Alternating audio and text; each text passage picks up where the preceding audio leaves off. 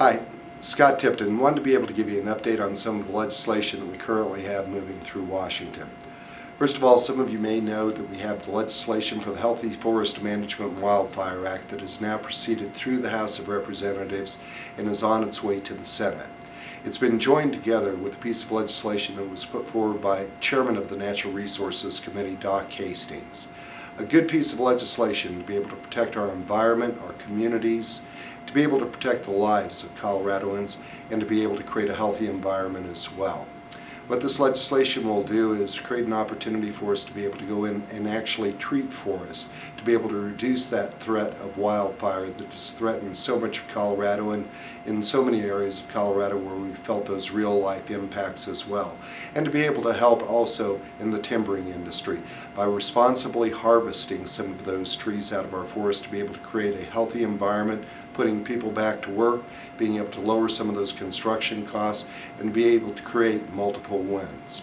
We also have our Planning for America's Energy Future Act, another jobs bill, to be able to responsibly develop our resources here, calling for all of the above: wind, solar, geothermal, hydroelectric, oil, gas, oil shale, minerals, coal, to be able to create American energy on American soil, to be able to create American energy security right here at home without removing any of the environmental regulations that are in place.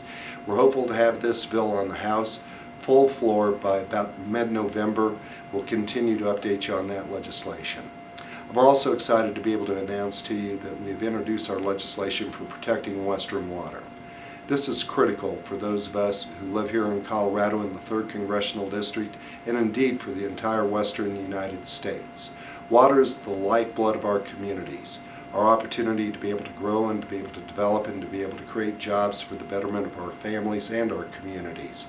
That is currently being threatened by proposed rules and regulations proffered by the National Forest Service, and also other impacts that we're seeing come out of the BLM as conditional uses of permit, be it on ski areas or on ranch land for grazing permits. Legislation that I put forward has been joined in a bipartisan manner by Congressman Polis out of Colorado. We also have Congressman Matheson out of Utah, Ben Ray Lujan out of New Mexico is looking at the legislation, as well as of the host of my colleagues that I've worked with in terms of standing up for Western water rights through the actual development of this bill. We've also got word now that Senator Barrasso out of Wyoming is introducing a companion piece of legislation to move this through the Senate as well. Critical for our communities, to be able to protect our private property rights, to be able to protect our priority-based systems of water rights in our states and our state law as well. We're optimistic about the prospects of this bill. It's important for our communities, important for security, for our businesses, for our farms, for our ranches, for our ski areas, and for our families as well. We'll keep you updated as that legislation continues to move forward. We're hopeful of having an actual hearing here in our 3rd Congressional District to be able to address and have people from our communities come in and talk about the importance of Western water.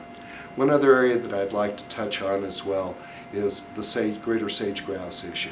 We have extended an invitation to new Secretary Jewell of the Department of Interior to be able to come out and look at the conservation efforts that are being put forward by our communities in our state, to be able to address some of the challenges that we have in that conservation effort, but to make sure that we've got a program that's going to be in place that won't be hurting our farm and ranch communities, won't be endangering some of the growth opportunities for our communities at large as well. If we're willing to work together, I believe that we can achieve a positive result. We hope to soon hear from Secretary Jewell with a positive to our invitation to come out into this district and actually listen to the folks of Colorado and Wyoming as well to address this issue. We'll continue to keep you updated, and as always, please feel free to contact our offices with your thoughts, your concerns, and your ideas. Thank you.